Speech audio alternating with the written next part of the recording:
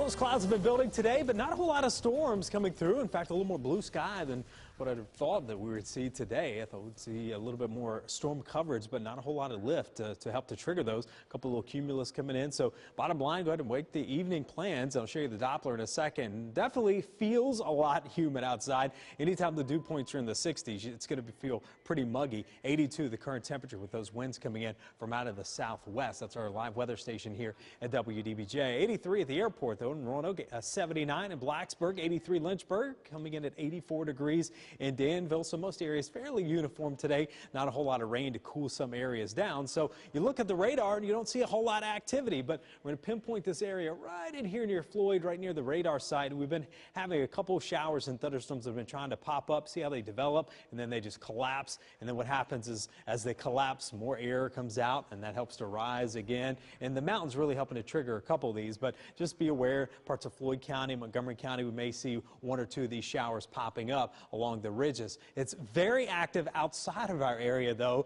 All of these yellow areas, the red areas, the green, that's all severe weather in the form of either severe storms, tornadoes, or the green is actually flooding. Now you look at that, I'm going to pop the radar on, and you can see that's where all the storms are lining up, all the way up towards the New England states, down across the south to our west, and we're right in the middle of a hole. We're really not seeing anything, and we like to see some rain because we don't have a whole lot of wet weather to deal with over the past weekend. That's dried us out, and really just hit or miss storms over the next couple days. So that's one of the things we're going to have to monitor is, are we getting too dry? 63 the dew point. You notice it is in the muggy range, and it's going to stay there over the next couple days. That will help to trigger some of these storms. Not to mention out to the west, we do have a front, and with that allows for these storms to develop in the afternoon. The models hint at some of those tomorrow, very hit or miss once again. So your neighbor might get hit with some heavy rain, and a county or two over might get nothing.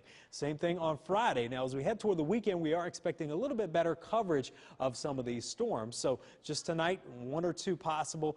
Temperatures dropping into the low to mid 60s. Tomorrow, about a 30% chance of showers and storms. 85 the afternoon high. Those winds coming in from out of the southeast. Notice mid 80s from Roanoke, Lynchburg, and Danville, and upper 70s to low 80s in places like the Highlands and parts of the NRV. Now, as we look ahead, you notice anytime you get to the 50 and 60% chance, that's a really good chance of storms. It looks like that's going to happen as we head toward the weekend. So if you have to make plans, maybe Saturday over Sunday, but you notice every single day there's a chance of storms. So this pattern is going to stick around all the way through the next 7 to 10 days, Jean. Okay, thank you so much, Brent. The Virginia Cavaliers will play away from